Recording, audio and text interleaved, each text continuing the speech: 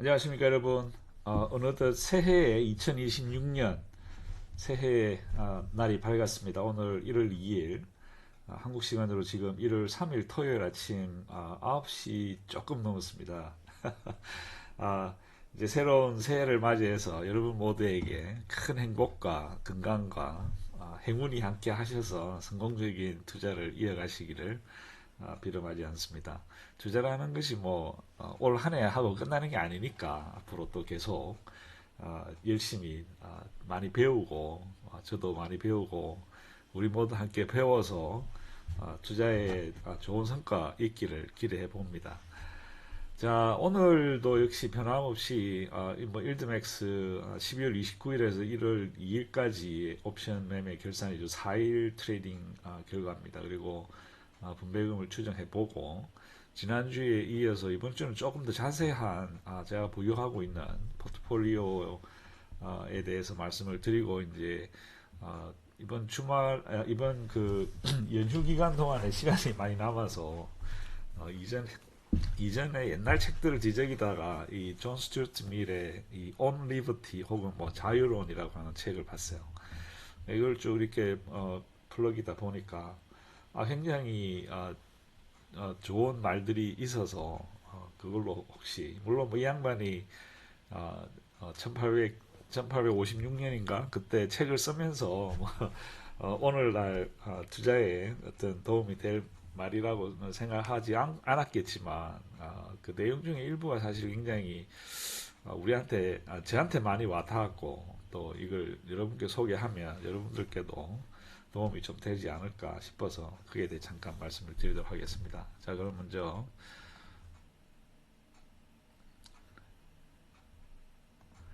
자, 짧게 보실 분들을 위한 서물입니다. 여기 보시다시피 뭐 여전히 그렇게 크게 큰 변화는 없습니다. 보시다시피 코니는 아직까지 조금 힘든 시간을 보내고 있고 그 외 후이는 뭐 괜찮습니다. 32센트. 그리고 MSTY도 그동안 계속 마이너스였는데 벗어나서 이번 주는 플러스로 마감을 했습니다. 14센트, 한 15센트 정도 이익을 받습니다. 그리고 PLTY도 여전히 상당히 좋은 수익을 내고 있고 그리고 테슬리도 지금 상당히 괜찮아요. 테슬리가 지금 거의 한 4주, 5주 연속으로 30센트 이상의 수익을 내고 있는 굉장히 선전하고 있는 그런 상황입니다. 그리고 YMAC은 8.6센트 그리고 YMX는 8.6센트 거의 비슷하네요. 자, 그러면 여기서 저희들이 이제 트래커로 가서 빠르게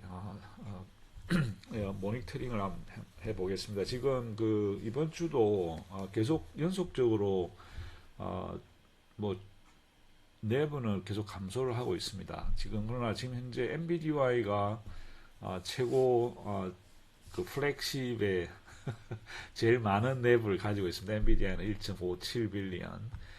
그 다음이 미스티가 1.3 빌리언. 그리고 울티가 1.13 빌리언. 그리고 나서 코니가 많이 줄었어요. 코니가 지금 6억 4천만 불이니까 1억 4, 그러니까 1.4 빌리언에서 0.6 빌리언까지 거의 지금 50% 정도 떨어졌습니다. 그리고 테슬리도 조금 떨어지긴 했습니다만 여전히 1 빌리언 이상은 유지를 하고 있습니다. 그 외에 펠티도 약 5억 7,300만 불로 조금 줄었습니다. 그리고 SMCI는 1억 6,700만 불. 그래서 다행히 지금 요 네 개, 지금 상위권에 있는 네 개는 어느 정도 유지를 하고 있고 MSTY가 울티는 지금 계속적으로 지금 계속 빠지고 있어요. 빠지고 있는 속도가 많이 줄긴 했습니다만은 그래도 많이 계속 줄고 있는 그런 상황입니다. 자, 트래크는 뭐 지금 뭐 그렇게 크게 특별하게 뭐 말씀드릴 건 없습니다. 그냥 쭉 한번 보여드릴게요. 테슬리는 상당히 잘해서 약 35센트의 이익을 냈어요. 이익을 내고 있고 그리고 NBDY가 그렇게 많은 트레이딩은 없었습니다. 특이하게 연말이라든지 아무튼 뭐 약 8.6센트 정도 수익을 냈고 그리고 메타도 약 한 5센트 정도 수익을 냈습니다. 그 외에 코니 같은 경우는 몇 개 트레이딩은 없었습니다만은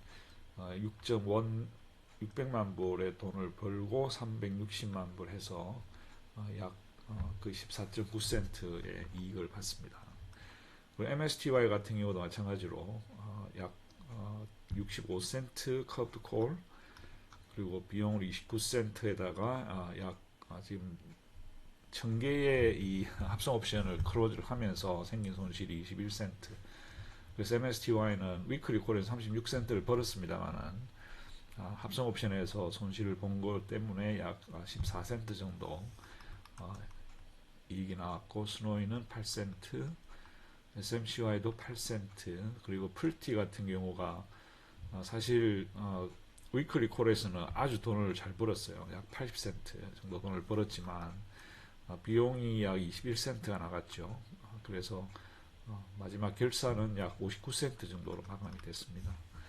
그리고 후이도 역시 49센트로 위클리 콜에서는 돈을 벌었습니다만 합성 옵션에서 약 300개의 컨트랙트를 닫는 바람에 거기서 손실이 16센트 정도 났죠. 그래서 약 32센트.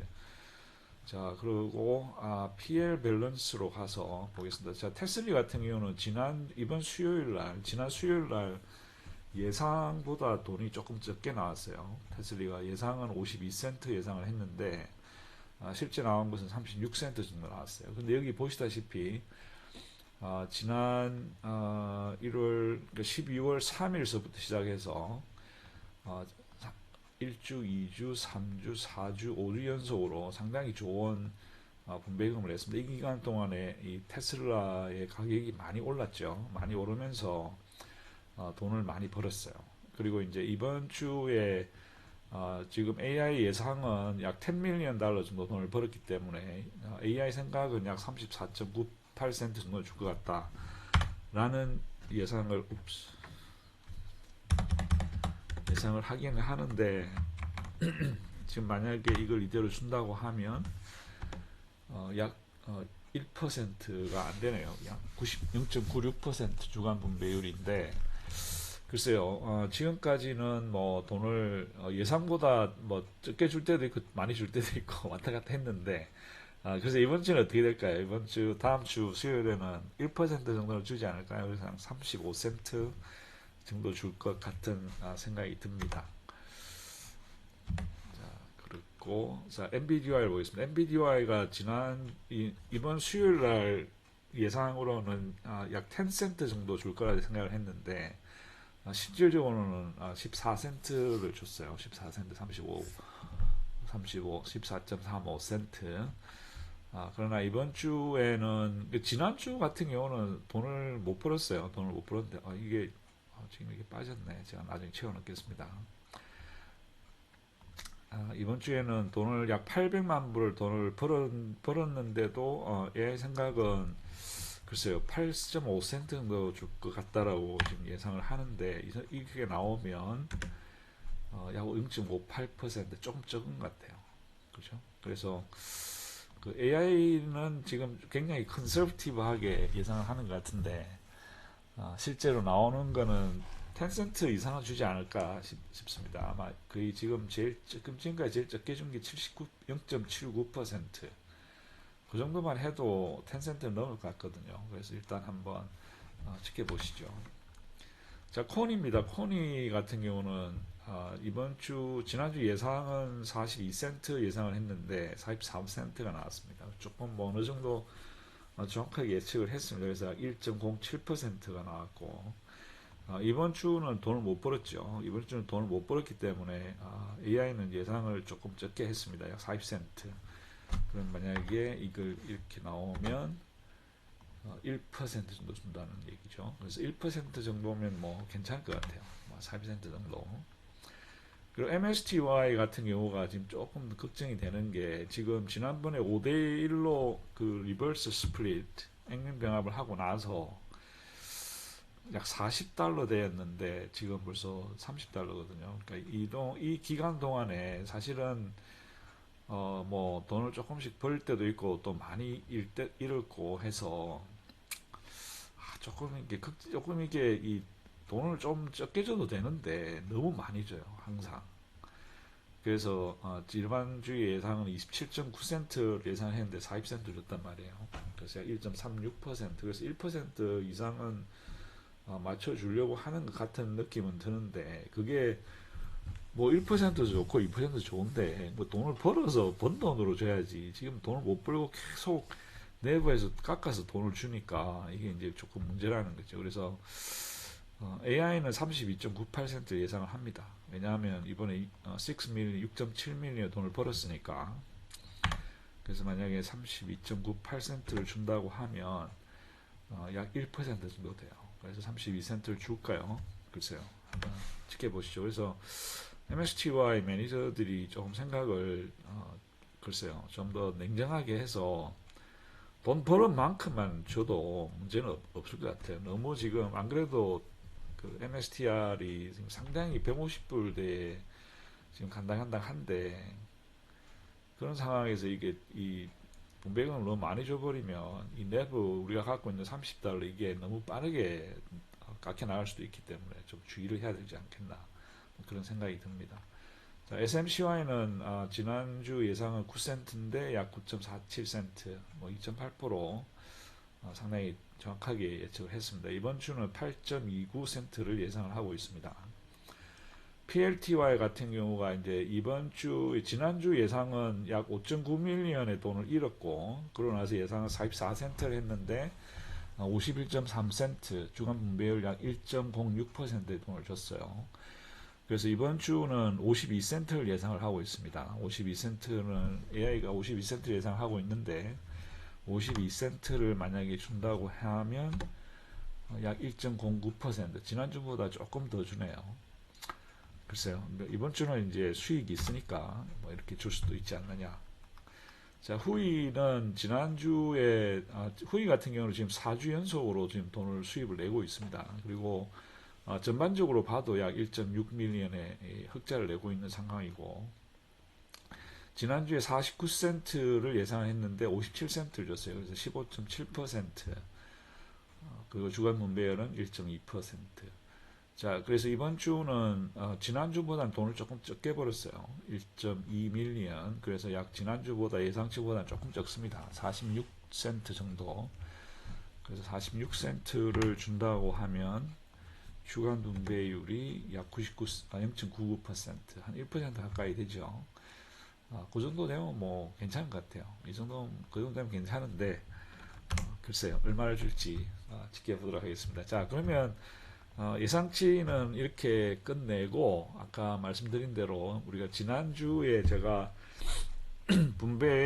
분배주, 그러니까 제가 가지고 있는 그 포트폴리오에 대해서 전반적으로 조금 설명을 드렸고, 이번 주 조금 자세하게 제가 말씀을 드리고 싶은데, 우선 제가 가지고 있는 그 선택의 이유와 조건에 대해서, 그래서 배당주를 제가 이제 하는 이유는 뭐 결정적으로 현금 흐름의 창출입니다. 이게 어떤 뭐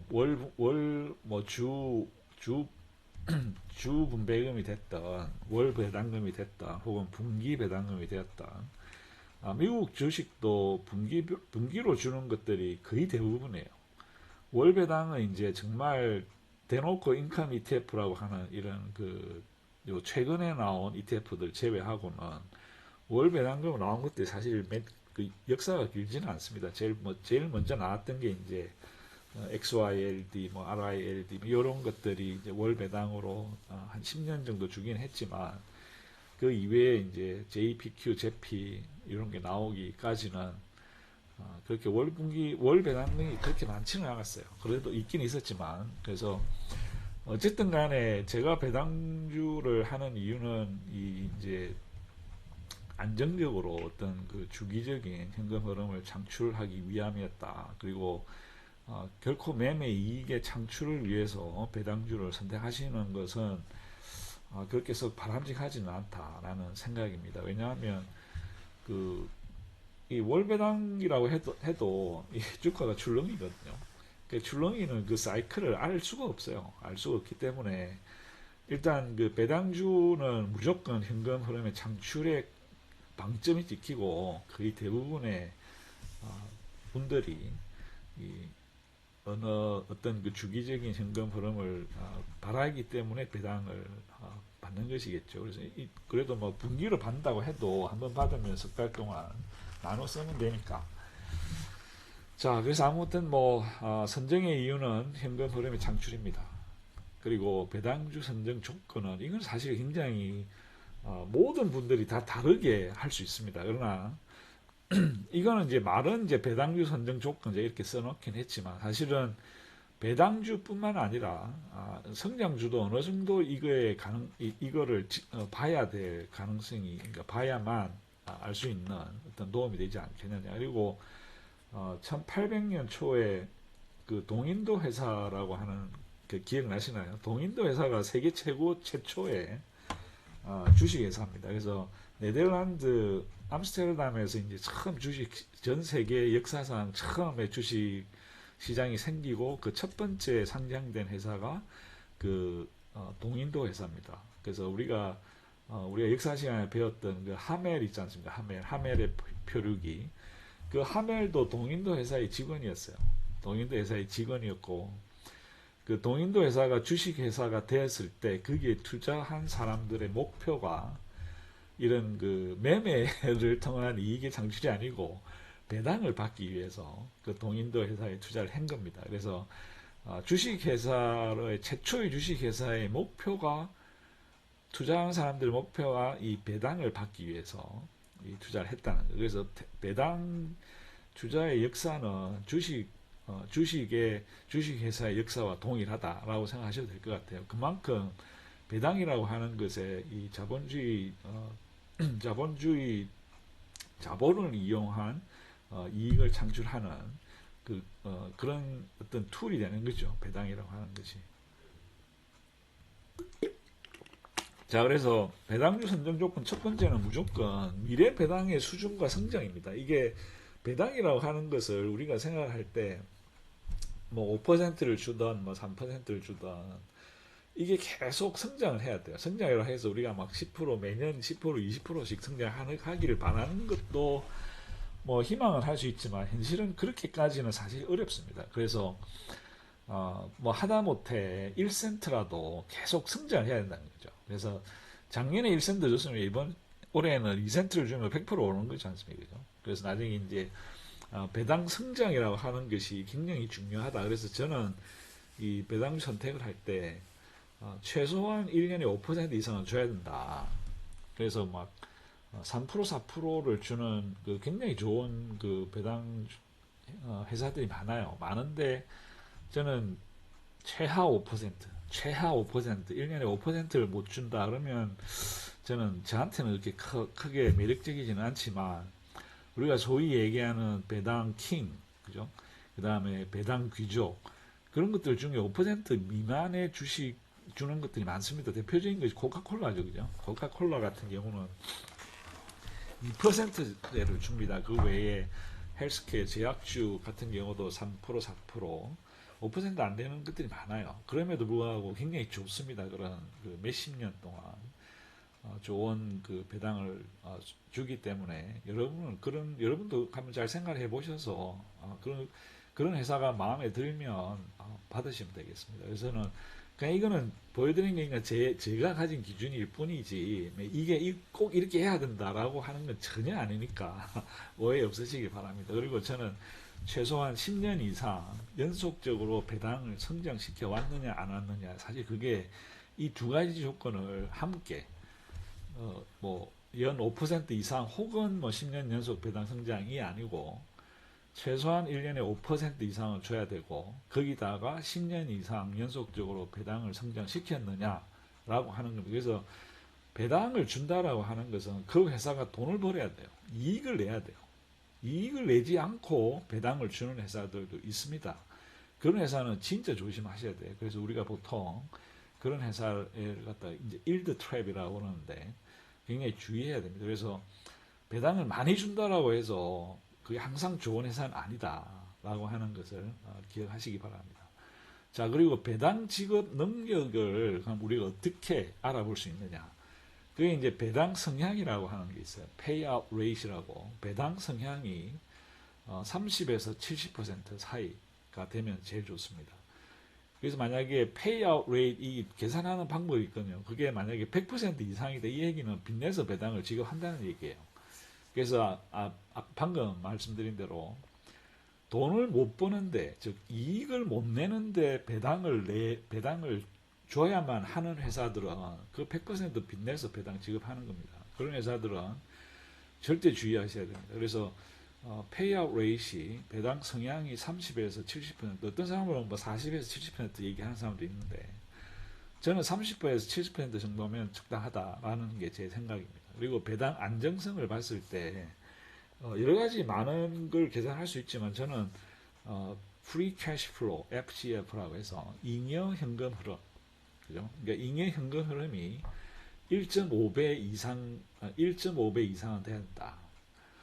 그래서 뭐 1.5배 이상, 뭐 2배, 2배, 3배, 4배니까 좋죠. 근데 이제 꼭 뭐 최하 1.5배는 되어야만이 어떤 안정적인 배당을 줄 확률이 높다라고 하는 거예요. 그래서 이런 것들은 매번 그 스테이트먼트, 그러니까 이게 쿼럴리 분기별로 그 밸런스 시트라고 해서 그 재무제표를 이렇게 발표를 합니다. 그래서 그걸 보면 자동적으로 계산을 할 수가 있거든요. 그래서 뭐 여러분 직접 하셔도 되고 아니면 뭐 이거 해주는 데가 많아요. 그런 데 가서 저는 주로 이제 이 야후 파이낸스에서 이걸 해줍니다. 그러면 저는 그걸 참고를 하죠. 그리고 이 사업이 이제 어떤 안정성과 재무 건전성이 제일 중요하겠습니다. 그래서 프리 캐시 플로우 FCF가 0 이상에서 증가 출세, 그러니까 FCF가 0보다 크다라는 얘기는 이게 증가를 한다는 거죠. 그죠? 그래서 잉여 현금 흐름, 그 현금이 점점 더 많아지는 회사, 그죠? 그 회사가 재무상으로 건전하다는 거예요. 계속 이익을 조금씩이라도 더 내는 거죠. 더 많이 내는 거죠. 그래서 배당이 증가 출세일수록 FCF가 0보다 크고 증가 출세일수록 배당이 지속이 될 가능성이 높고 또 배당을 증가시켜 줄 가능성이 높아진다는 겁니다. 그래서 이런 그 배당주 선택을 하실 때 어떤 이런 재무제표를 너무 깊이 아실 필요는 없지만 최소한 기본적으로 이런 것들은 아시는 게 좋지 않느냐. 거기다가 이제 이자 보상 배율이라고 해서 EBIT 나누기 이자 비용을 하면 값이 나오는데 3에서 8배 정도. 그래서 3에서 8배 정도 되면 이 어떤 영업이익의 순이익, 그러니까 영업 순이익이 높다는 거죠. 그래서 그만큼 순이익이 많을수록 우리가 배당금으로 안정적으로 받을 가능성이 높다라고 하는 회사다라고 하는 걸 알 수가 있는 것이죠. 그래서 EBIT라고 하는 것은 Earnings Before Interest and Tax고 또 EBITDA라고 하는 게 있는데 이거는 이제 Earnings Before Interest, Tax, Depreciation and Amortization. 요거 이제 자세한 설명은 제가 안 드리고 그냥 찾아보시면 구글 찾아보시면 설명이 아주 잘 나와 있고 또 이런 재무제표에 대한 그 해석을 해주는 그 유튜브들이 너무 많아요. 그 한번 참고하시기 바랍니다. 그리고 나서 이제 사업의 퀄리티와 순환 장세의 영향이라고 하는데 이게 이제 그 우리가 얘기를 할 때 그러니까 진입 장벽과 경쟁에서 어떤 우위가 있느냐 이 회사가 하는 일에 뛰어들기 위해서는 어떤 진입 장벽이 있고 어떤 그런 모든 회사가 경쟁이 있어요. 그 경쟁에서 이 회사가 어느 정도 경쟁을 가지고 있는 예를 들어서 코카콜라다. 코카콜라의 가장 큰 경쟁자는 펩시콜라죠. 그죠? 그리고 뭐 그 외에 이제 새로운 사람이 오케이 나는 그럼 이번에 그 뭐 음료 시장에서 내가 회사를 만들어서 뛰어들고 싶다 할 때 어떤 진입 장벽이 있느냐 엄청 높죠. 그래서 진입 장벽이 높고 경쟁에서 우위가 있을수록 안정적이고 높은 현금 흐름을 가질 수 있다는 거죠. 그게 이제 인프라, 유틸리티, 헬스케어, 통신 등등이 있는데 이제 이런 것들을 우선적으로 생각을 하셔야 된다는 거죠. 그리고 경기 민감도가 낮은 업종, 즉 배당 컷이 없는 종목. 그런데 이제 문제는 이 소형 에너지 산업재, 바이오텍, 뭐 바이오파마 이런 것들은 일단 뭐 테크놀로지가 좋을 수는 있겠지만 일단 돈이 없어요. 그 조그만 회사들은. 그래서 가지고 있는 돈에 따라서 굉장히 경기에 민감하다는 거죠.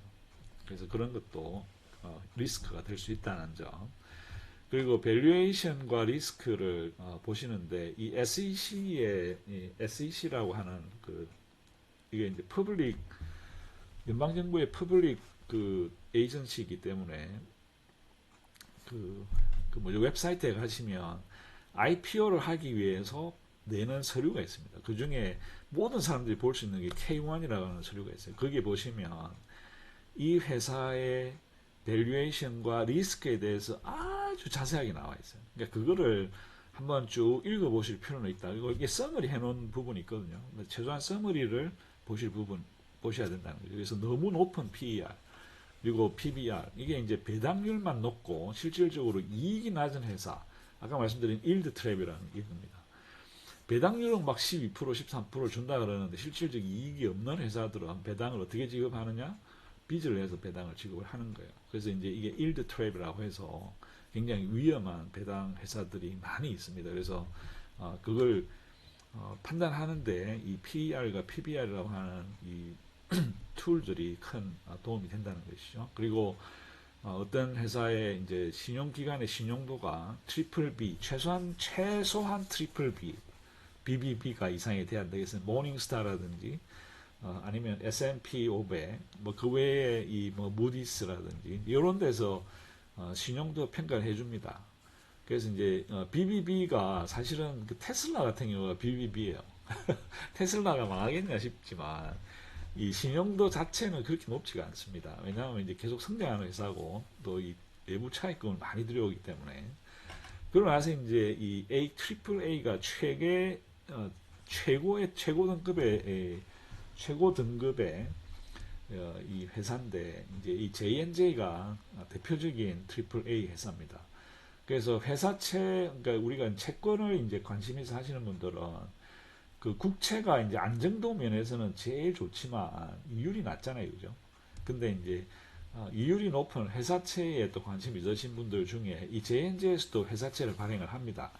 그래서 이제 J&J 같은 경우는 한 4% 정도 돼서, 그러니까 미국 국채보다 조금 높은 수준의 이 이율을 제공하니까 이제 그런 회사도 관심 있으면 지켜보시는 것도 괜찮을 것 같습니다. 그래서 미국 정부, 미국 페더럴 가버먼트가 이전에는 트리플 A였는데 요새는 AA1으로 강등이 됐어요. 이게 왜 그러냐 하면 이 빚이 너무 많다. 그래가지고 이제 지금 AA1이 USA이고 한국은 AA2입니다. AA2만 해도 상당히 높은 거예요. 그래서 한국의 신용도가 상당히 높은 상황이다라는 겁니다. 그래서 제가 이런 이제 요 5가지의 종목 선택을 하는 조건이 있는데 이 중에서 제가 생각하기에는 로우 리스크는 최소한 4개 이상의 조건을 만족을 해야 되고 하이 리스크는 최소한 2개 이상의 조건을 만족해야 된다. 그러면 나머지 3개는 필요 없느냐? 그렇지는 않습니다. 근데 이제 어느 정도 리스크를 제가 감수를 한다는 거죠. 이게 우리가 얘기했듯이 리스크가 돈인데 리스크 감수를 하기 싫으면 사실은 투자를 하시면 안 돼요. 그죠? 그래서 이제 미드 리스크는 최소한 3개. 뭐 요렇게 저는 어느 정도 클래시피케이션 했고, 요거는 이제 지난주에 제가 보여드렸죠. 그래서 인덱스 펀드에 대해서 장시간 말씀을 드렸으니까 그거는 안 드리도록 하고, 이제 주로 이제 캐시플로우 에퀴티에 이제 하이 리스크, 미드 리스크, 로우 리스크 이렇게 있는데, 하이 리스크는 전부 다 일드맥스입니다. 그리고 이제 미드 리스크는 렉스 쉐어도 있고 라운드 힐도 있고 그 외에 이제 TLTW 용어는 이제 TLP를 가지고 커브드 콜 하는 겁니다. 그래서 대부분 이제 커브드 콜 하는 데서 이제 저는 그 캐시플로우의 대부분을 여기서 차지를 하고 있고, 지금 현재 이 하이 리스크에서 나오는 배당금을 가지고 계속 미드 리스크를 덩치를 키우고 있고, 미드 리스크의 대부분은 재투자를 하지만 일부는 또 로우 리스크로도 계속적으로 돈을 투입을 하고 있습니다. 그래서 하이 리스크에서 로우 리스크와 미드 리스크로 돈을 다시 재투자를 하고, 미드 리스크에 나오는 돈은 다시 로우 리스크에 돈을 재투자를 하고 있는 이제 그런 상황입니다. 자, 그래서 요거를 조금 더 자세하게 제가 보여드릴게요. 자, 그래서 퍼포먼스가 지금까지 이제 제가 지금 가지고 있는 회사들을 이렇게 나눠보면, 운영회사가 이제 일드맥스, 렉스쉐어, 라운드힐, 그리고 JPM, 그리고 others. 그러니까 others는 여기 기타죠. 여기 이제 뭐 low risk입니다. 그러니까 ZQ, ZP, SPY, QQQI, XPay, O, MO, 뭐 SCHD 이런 것들이 있는데 이 수익률이 상대적으로 굉장히 낮죠, 그죠? 제일 높은 게 사실 QQQI가 제일 높을 거예요. 13%, SPY가 12%, ZQ가 10%, JP는 이게는 이제 그 JP 몰간의 인컴 ETF인데 얘들도 한 5, 6%밖에 안 돼요. 그리고 엑스페이도 한 10% 가까이 될 것 같아요. 그리고 O는 이제 리얼티 인컴이니까 리얼티 인컴 같은 경우는 제가 가격이 낮을 때 들어가서 그래도 한 6% 이상은 됩니다. 그리고 MO는 한 7, 8%, SGHD는 3.7%, 뭐 그 외에 이제 뭐 MMF 이거는 이제 캐시니까 뭐 그렇게 그리고 로너 같은 경우는 이제 그숏 치는 사람들한테 이 주식을 빌려주면 거기서 나오는 게 상당히 높아요. 그러니까 이 쇼팅을 하기 위해서는 숏을 하기 위해서는 이 쉐어를 빌려야 되는데 빌려주는 사람한테 비용을 상당히 많이 줍니다. 그래서 로너도 상당히 괜찮은 것 같아요. 자, 그래서 이제 요 세 개 회사, 그러니까 일드맥스, 렉스쉐어, 라운드힐, JPM까지를 이제 각각 투자를 100%로 봤을 때 현재 남아있는 잔존 가치, 그죠? 잔존 가치, 일드맥스는 반토막이 나 있는 상태입니다. 야, 여러분도 아시다시피 뭐 일드맥스가 계속 그 원금으로 이 원금이 깎여 나가면서 배당금을 지급을 하기 때문에 지금 약 3년 정도 됐는데 남아있는 잔존 가치는 50%밖에 안 돼요. 그래서 미실현 토탈 프로핏 앤 프로핏 오 로스에서 이 현재 우리가 이 평균 단가만으로 계산하면 지금 현재 각 50% 정도가 이제 날아갔죠. 근데 이제 원금 회수율을 보면 배당금만 가지고 원금을 회수하는 것을 원금 회수율이라고 그러는데 원금 회수율은 지금 일드맥스가 평균 지금 122.9%, 렉스쉐어 같은 경우는 잔존 가치가 123.5%이기 때문에 미실현 프라핏은 약 23.5% 평당 기준으로, 그리고 원금 회수율은 52%, 그래서 토탈 리턴은 약 75.8%가 되겠습니다. 그래서 일드맥스 같은 경우는 원금 회수율이 높음에도 불구하고 잔존 가치에서 잃어버린 돈이 많기 때문에 토탈 리턴은 약 73%밖에 안 됩니다. 그리고 렉스쉐어는 75%, 라운드 힐도 잔존 가치가 거의 잘 유지가 돼요. 한 100% 가까이 99%가 잔존 가치가 남아 있고 평당 기준으로 실질적으로 1% 정도 손해를 보고 있기는 합니다만 원금 회수율이 평균 39.3%가 나오고 토탈 리턴은 약 38% 정도 수익을 보고 있는 중입니다. 그래서 투자 기간으로 보면 일드맥스가 제일 길어요. 2007, 아니지, JPM이 제일 기나?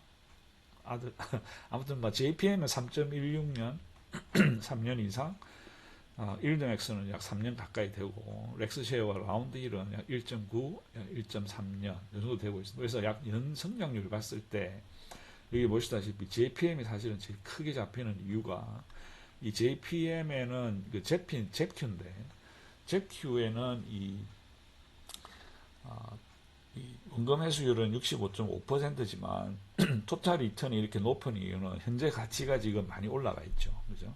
잔존 가치에서 지금 그 두 배의 가격이 올라가 있는 상태고, 거기다가 그동안 트레이딩을 하면서 ZQ에서 돈을 조금 벌었어요. 그래서 이제 그것까지 포함이 되어 있기 때문에 트레이딩을 통해서 벌어들인 돈이 포함이 되어 있기 때문에 이렇게 높게 잡혀 있습니다. 그래서 현재 가치 비중으로 보면 일드맥스가 약 46%, 렉스는 8.9%, 라운드 1은 16%, 7%뭐 이 정도 되겠습니다. 그래서 아들가 조그만 것들이 20%의 비중은 있지만 거기서 나오는 수익은 훨씬 적다, 이렇게 볼 수 있습니다. 그래서 총 투자금으로 봐서는 일드맥스가 47% 시작할 때 원금 비중으로는 47%인데 지금 현재 가치로 봐서는 48%로 잡힙니다.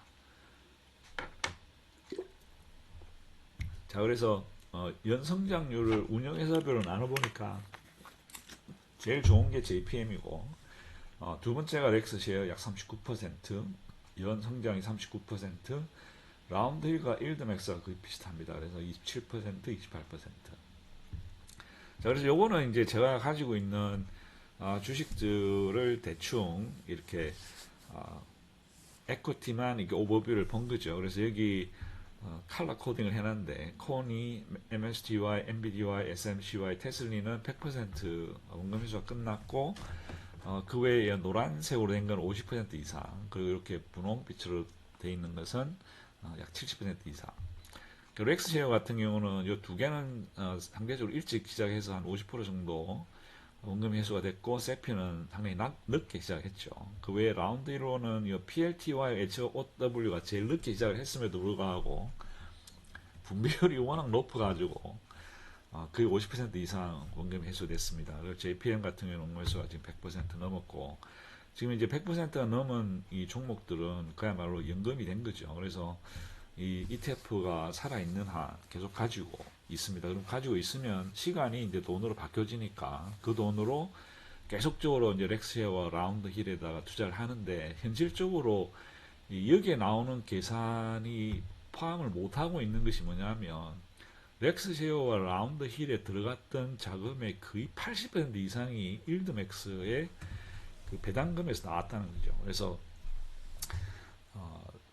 렉스쉐어와 라운드 힐에서 벌어들인 돈은 사실은 복리의 복리가 되는 겁니다. 그래서 어, 그거는 이 수치로 사실 표현하기가 사실 굉장히 힘들더라고요. 그래서 그거는 일단 그렇게는 계산 안 하고 그냥 단순하게 각각 투자를 한 것으로 생각을 했지만, 사실은 렉스쉐어와 라운드 힐에 들어간 돈의 80% 이상이 일드맥스의 배당금에서 나왔다라고 하는 점, 그게 굉장히 중요한 사실이 되겠습니다. 그래서 조금 더 자세하게 각 종목별 표를 한번 볼까요?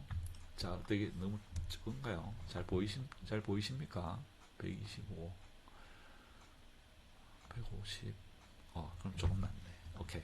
자, 그러면 이제 AIPI, CPI, 여기서 이제 제일 중요한 거는 스타팅 데이트와 지금 현재까지 얼마 동안, 오랫동안 가지고 있는가를 보자는 거예요. 이제 AIPI, CI, AIPI 같은 경우는 534일, 1.46년. 그리고 세피 같은 경우는 거의 1년이 다 돼갑니다. 그 기간 동안에 원금 회수가 61.9%, 37.3% 이렇게 되는 거죠. 그래서 코니는 현재 텍스블 계좌와 넌 텍스블 계좌가 시작한 날짜가 조금 한 두 달 정도 차이 나죠. 두 달 정도 차이 나는데 미실현된 그러니까 평단을 보면 형편이 없습니다. 거의 뭐 이 non-taxable 같은 경우는 80%가 지금 손실이 난 걸로 나오지만 원금 회수율이 92.7%고, 코니 같은 경우는 280% 원금 회수가 됐어요. 그래서 이 두 개를 합쳐 보니까 140%. 그러니까 이거 같은 경우는 지금 2.3년, 2.2년을 가지고 있는 겁니다. 그래서 이런 것들이 계산이 된다는 거죠. 그래서 FBY 같은 경우도 현재 약 1년 반이 조금 넘었죠, 둘 다.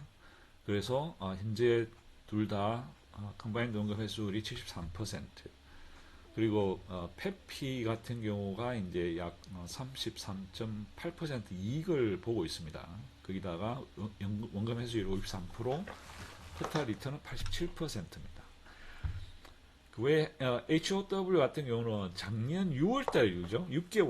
6개월밖에 안 됐는데 돈을 갖다가 막 워낙 많이 좋은 데다가 가격까지 올라가 있어요. 그래서 이제 HOW 같은 경우는 원금 회수율이 76%, 60%. 그래서 둘 다 65% 정도 이익을 보고 있는 상황입니다. 그래서 후이 같은 경우도 7월과 8월인데 불과 뭐 한 넉 달, 5달 원금 회수율이 30% 넘습니다. 그래서 HOW가 사실은 굉장히 어마무시하게 지금 돈이 이게 좀 계산이 잘못됐는데 요거는 제가 나중에 고칠게요. 이건 좀 잘못된 것 같네. 자, 그래서 일단 뭐 후위가 거의 뭐 50% 이상의 원금 회수율을 보이고 있는 상태입니다. 그 외에 IBIT가 많이 올랐어요. IBIT가 한 2년 가까이 됐는데 거의 한 배 이상 늘었죠. 자, 잽큐 같은 경우가 2022년 11월 4일 날 처음에 들어갔는데 이때 들어가고 나서 지금 원금 회수율이 33.5%고 텍스블 어카운트로 들어간 게 현재 약 71% 정도 원금 회수가 됐습니다. 그래서 잽큐가 컴바인드 원금 회수율은 약 100% 정도 됐습니다. 그래서 잽큐 같은 경우는 들어간 때 가격 더하기 원금 저기 배당금 더하기 트레이딩 머니가 포함이 되어 있어요. 트레이딩을 해가지고 거기서 전체 이익의 한 30% 정도를 이익을 받거든요. 그래서 그것까지 포함하니까 원금은 거의 100% 정도 회수가 됐고 이제 이거는 연금이 되는 거죠. 그 MSTY 같은 경우도 형편이 없습니다. 특히 이제 74%, 72% 평균 단가 기준으로 보시면 정말 뭐 MSTY와 MBDY는 상당히 돈을 많이 잃은 것처럼 보입니다. 그러나 원금 회수율에서 상당히 높게 원금이 회수가 됐기 때문에 실질적으로 토탈 리턴은 MBDY 같은 경우는 거의 2배를 넘게 돈을 벌었고 MSTY 같은 경우도 약 21%, 44%입니다. 그래서 토탈 리턴은 이게 이제 121%라는 얘기죠. 그래서 컨바인드 원금 회수율은 108%, 143%. 자, PLTW 같은 경우도 사실 뭐 2월달 그리고 11월 13일에 넌택스를 시작이 했는데 그동안 뭐 62%, 7.5%, 토탈 리턴도 85, 45, 그리고 거의 1년 안 됐는데 지금 그 50% 이상은 원금을 회수했다는 거죠. 그리고 PLTY, 그러니까 PLTW가 상당히 파워풀하다는 결론에 이르렀습니다. 그래서 어떤 종목을 계속 성장하는 그러니까 성장하는 팔란티어를 가지고 PLTW 라운드힐에서 이렇게 1.2배 레버리지를 쓰는 그 주식들이 상당히 생각보다 그 성적이 상당히 좋다라고 하는 것이 지금 현재 데이터에서 보여주고 있습니다. 그리고 PLTY 같은 경우도 약 86% 원금 회수이 됐고, 그리고 이제 제로데이 DT죠. QDT 같은 경우는 현재 약 원금 회수율은 42%, 그리고 토탈 리턴도 사실 4, 50% 정도의 토탈 리턴을 보여주고 있습니다. 그래서 약 494일, 479일, 그래서 약 1년 1년 반은 안 됐고 1년 반 가까이 되는 기간입니다. 그래서 제가 QQQI를 이제 굉장히 최근에 시작을 했어요. QQQI와 SPYI를 최근에 시작했는데 상당히 뭐 아직까지는 뭐 그렇게 크게 문제는 없지만 이게 이제 이 가격도 조금씩 오르고 또 분배금도 적당하게 약 지금 석 달에 한 2.8%, 3% 정도 나오니까 3, 4, 12% 정도는 연 수익률로 약 12% 정도면 상당히 괜찮습니다. 그리고 RDT는 뭐 그렇게 썩 좋지는 않은 것 같아요. 뭐 그래도 원금 회수율이 약 41%, 지금 1년 지나고 1년 조금 지나고 있습니다. 그 외에 SCHD도 지금 오늘 가격은 27달러죠. 근데 지금 현재 미실현된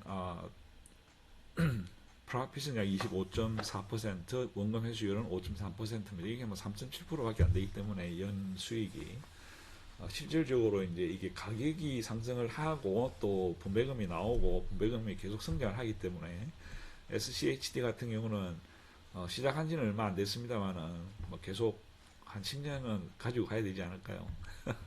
그럴 생각입니다.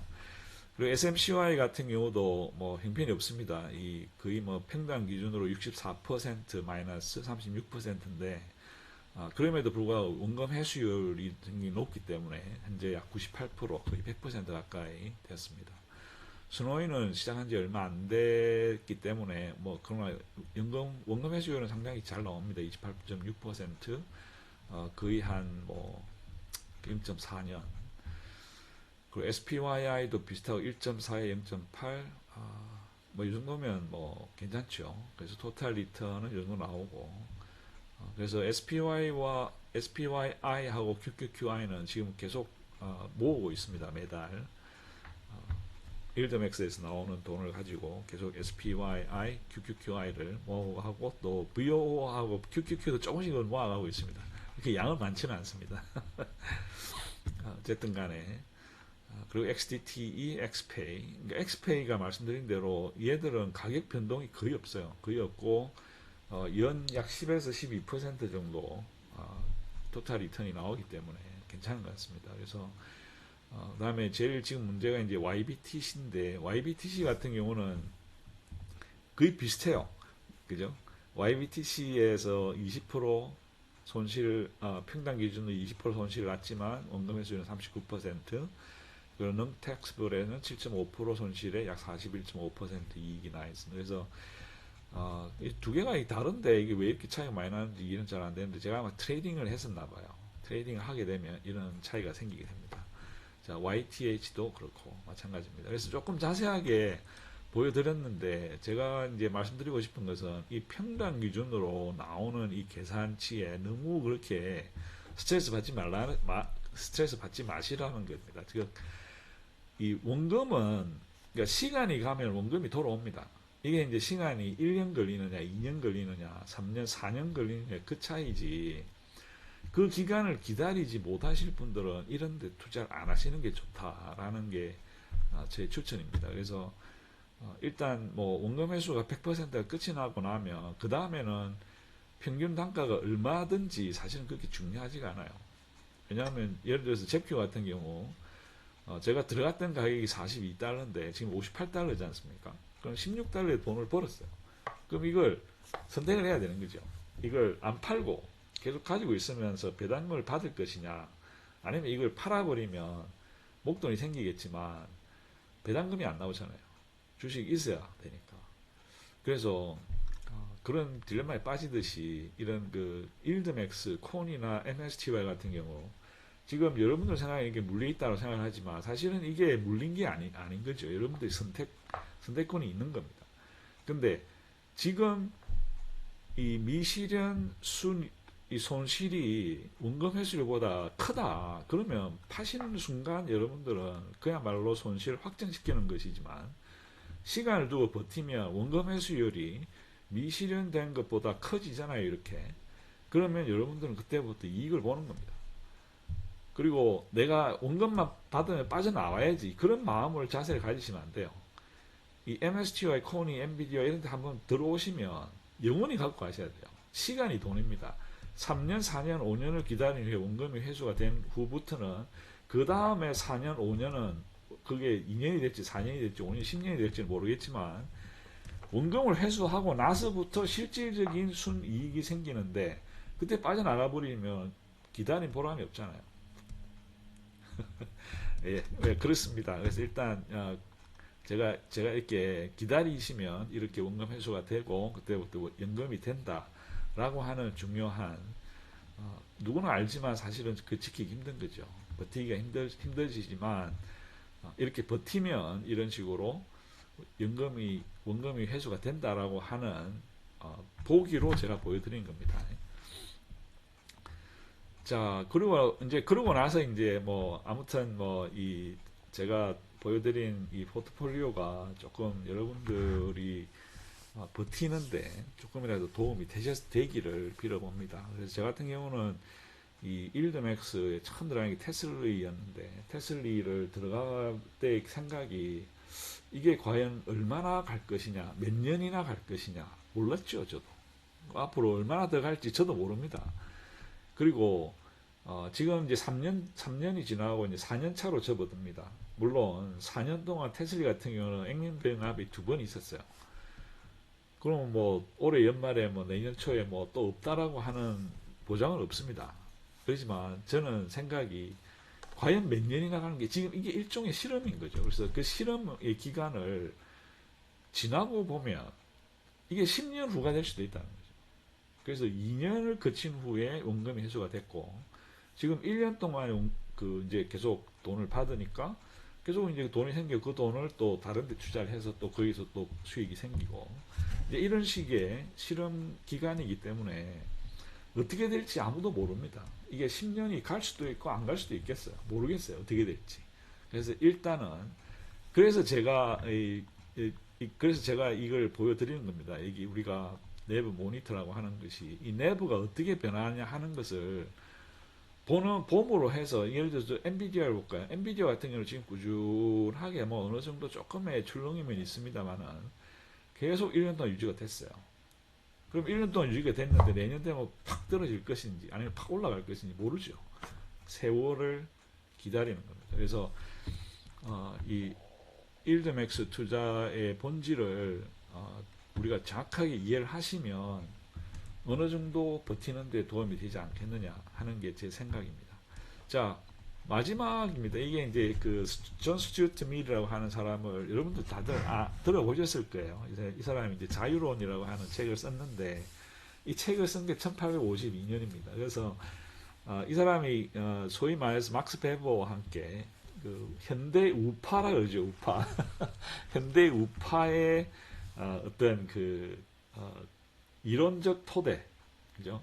어떤 그 좌파의 이론적 토대는 칼 막스, 그 다음에 뭐 엥겔스, 레닌 이런 사람들이 제공을 했다면 우파는 막스 베버와 함께 이 존 스튜어트 밀이 이 자유론이 우파의 어떤 그 이론을 제공했는데 특히 이제 제가 좋아했던 이유는 이 on liberty라고 해서 이 사람이 그 개인의 자유와 국가의 자유, 국가의 이 컨트롤 사이에 어떤 정확한 데피니션이 필요하고 어떤 바운더리 컨디션이 필요하고에 대해서 굉장히 쉬운 평이한 에세이입니다. 그래서 이제 시간 날 궁금하신 분들은 이거 한번 읽어보세요. 이게 영어가 굉장히 평이한 문체로 써 있고 굉장히 읽기가 쉽습니다. 그래서 뭐 아무튼 뭐 이게 한국어로 번역된 책도 있는데 그 중에서 제가 제일 좋아하는 그 이 센텐스가 이 인트로덕션에 있어요.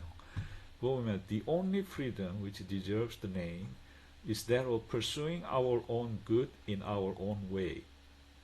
요게 이제 제가 참 이 느낌이 다르게 느껴졌던 이유가 우리가 이제 우리가 생각하는 자유라고 하는 것은 어떤 국가라든지 어떤 제3자의 어떤 그 불합리한 그 간섭을 받지 않고 내가 하고 싶은 행동을 하고 내가 하고 싶은 생각을 하고 내가 하고 싶은 일을 내 마음대로 하고 할 수 있을 때 우리는 그걸 자유라고 생각을 하는데 그 자유가 최소한 so long as we do not attempt to deprive others of theirs or impede their efforts to obtain it. 그래서 내가 그런 행동을 함으로써 다른 사람의 자유를 빼앗거나 그들이 자유를 얻기 위해 노력하는 것을 방해하지 않는 한, 즉 내가 다른 사람에게 폐를 끼치지 않고 내가 다른 법을 위반하지 않고 어떤 주어진 룰, 어떤 사회적 합의가 이루어진 룰 안에서 내가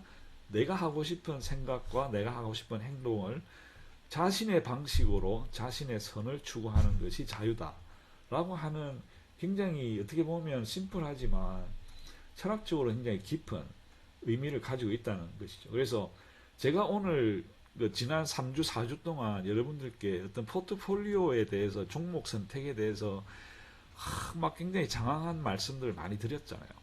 그렇지만 가장 중요한 것은 여러분들 자신의 노력과 그죠? 여러분들 자신의 노력과 자신의 방법으로 이 종목 선택을 하셔야 된다는 겁니다. 그래서 여러분들이 그렇게 했을 때 그죠? 그 결과가 비록 성공적이라 하지 않더라도 이런 과정을 거쳐서 여러분들은 이 종목 선정에 필요한 것이 무엇이고 어떻게 생각을 해야 되고 어떤 걸 더 공부를 해야 되는지에 대한 그런 레슨을 배우게 된다는 것이죠. 그래서 그 교훈이 여러분들의 투자 성장에 더 큰 도움이 될 것이다.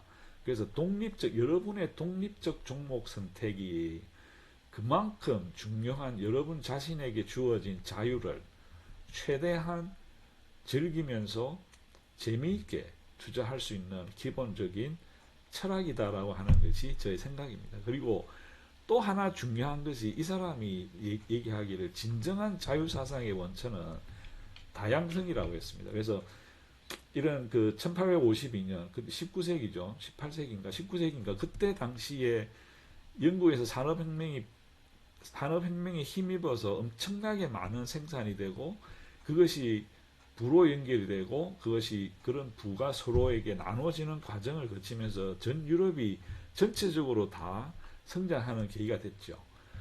그래서 이 사람 생각은 이 유럽이 전 세계에서 가장 성공적인 사회를 유지할 수 있었던 이유는 유럽 내에 다양한 민족과 다양한 국가에서 다양한 사상과 다양한 사람들이 나와서 다양한 자신들만의 노력과 사상을 서로 토론을 통해서 발전시켜 나갔던 그런 다양성이라는 거죠. 그래서 저는 우리는 투자에서 이 다양성이라고 하는 것은 리스크의 분산입니다. 그래서 리스크의 분산을 적절히 하기 위해서는 이런 우리 자신만의 방법으로 독립적으로 종목을 선택을 할 때 하나에 집중이 아니고 여러 가지 많은 다른 분야에 적절하게 섞음으로써 그 리스크의 분산을 적절하게 하면 좀 더 안정적인 투자 수익의 확률을 높이는 것이죠. 그래서 다양화한다고 해서 어떤 어떤 확신적으로 여러분들이 더 많은 수익을 올릴 것이다라고는 말씀을 못 드리지만